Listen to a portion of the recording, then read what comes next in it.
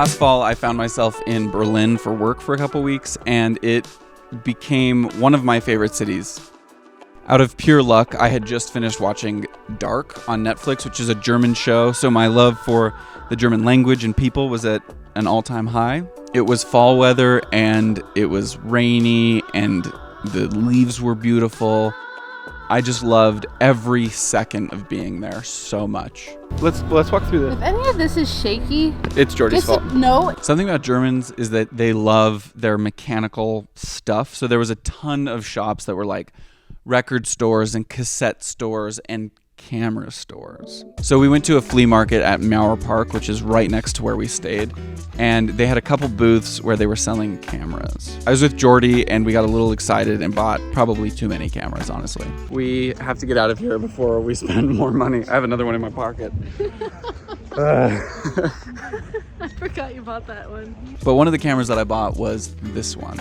It's this old flip-out camera that was made around 1950. It has a nice Zeiss lens on it. It's from this company called Beltica, which I later learned is an East German company. It was cool because I also found a Helios lens, which is like this old Soviet lens. So it's fun to be in a new part of the world looking through these old cameras and seeing what they have. So I decided to photograph Berlin with the camera that I got there. I quickly learned how difficult of a task this is, though, because the viewfinder on this is basically unusable.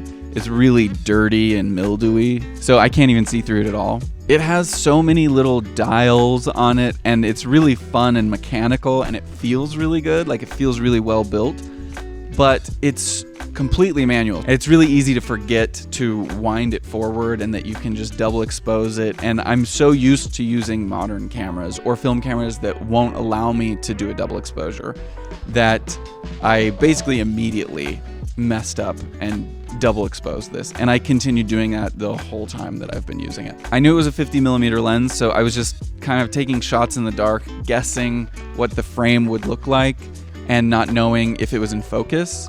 Regardless of the viewfinder stuff, if it were a single lens reflex camera, I would be able to like look out the actual lens and see if it's in focus. But because it's not a single lens reflex camera, and then you add to the top of that I'm used to measuring things in feet and the dial on this is in meters, I was trying to do calculations in my mind, and it was a long shot that I was going to get any of these photos right. But I tried anyway, and by some miracle, a couple of them worked.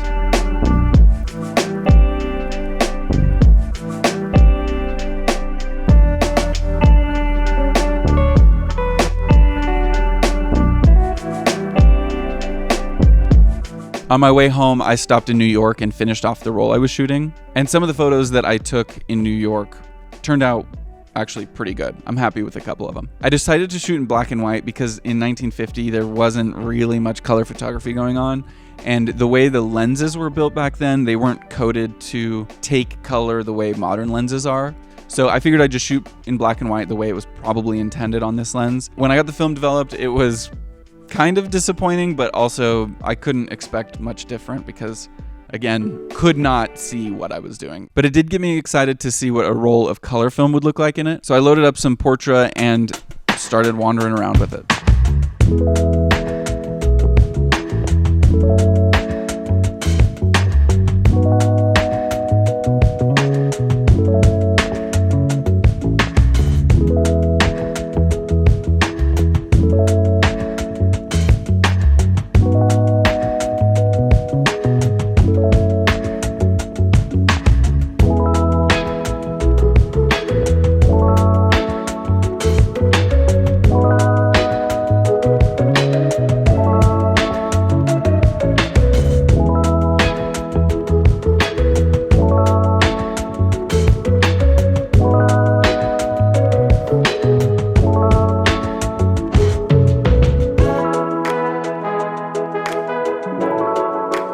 In using it, I see why they made flip-out cameras. It's really, really compact and portable. But because I just had no idea what I was shooting, I think it made me less inspired to shoot. Sometimes you shoot on a camera and you're like, oh, this is gonna look good. I can't wait to see these. And this one was me shooting and being like, I guess we'll see what's gonna happen. So it took me a couple months to finish the roll, honestly. But when I finished it and I got the film back, I was actually pleasantly surprised. The colors looked really nice, and some of the shots I was surprised that I had like gotten in focus and composed well. I definitely double or triple exposed some of the frames and then would remember and be like, shoot, we have to redo that. So it happens, whatever.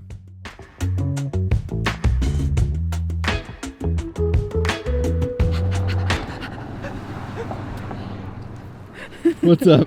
It's so cold. Yeah, I didn't know we were doing this either. So, hope this outfit's okay. I think that's the same hoodie you wore last time I was testing this camera. So Really? Yeah, no, good, I haven't worn this for a long time. good continuity. I know it's been a long time. Really? Yeah. It's been like a year since I've worn this. No, that's not true. Yeah, it is. No, it's not. Yeah, it is. No, it's not. I have. This is not the same sweatshirt. I have it on video. I have a lot of gray sweatshirts. We'll see what happens. Do I Okay. have anything in my teeth? No. You have 12 minutes left on this card, brother. Okay, brother.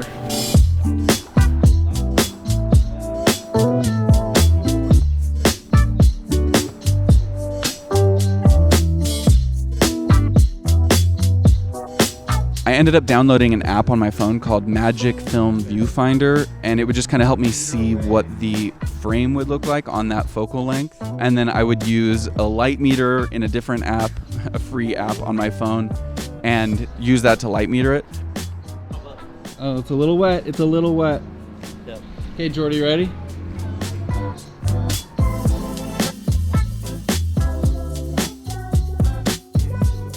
I'm gonna try to use some foreground elements, which is gonna be so hard because I don't have a viewfinder. So here's this app that shows me what my focal length should be.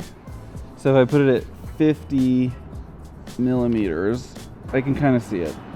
Okay, we'll do that. That'll work. And now we need to light meter it. 2.8, I'm gonna for sure miss focus if I do that. Let's do 254. Okay. 1, 2, 3. Okay, I think I'm doing better than I did before.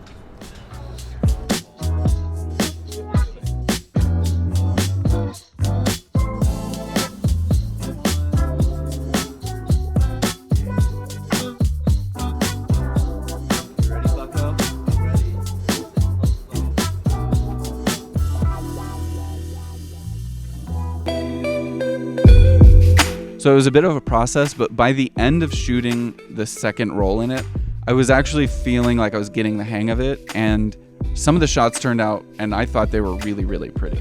Look at this.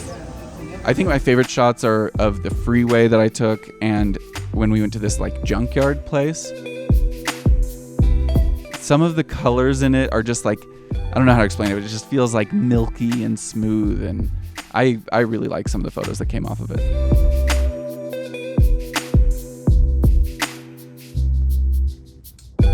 So this camera isn't rare, it's nothing fancy, it's nothing expensive. So this isn't any grand review or anything, it's just a fun little experiment that I conducted while I was in a new city. And it's a fun way to learn about a new camera or kind of learn maybe some of the history of a place. I honestly don't plan to use this camera much more. It's very difficult and probably not really worth it when I have other options, but fun to play with. If you have a camera like this and you have any experience shooting on it, and you have some tips for me, please leave those in the comments. And if you like this video, please give it a like and subscribe to the channel. And I'll see you in another video very soon. Bye. I just got the Dropbox link to the film being developed from the camera, and it's way better than I thought it was gonna be. I'm very excited with how this turned out.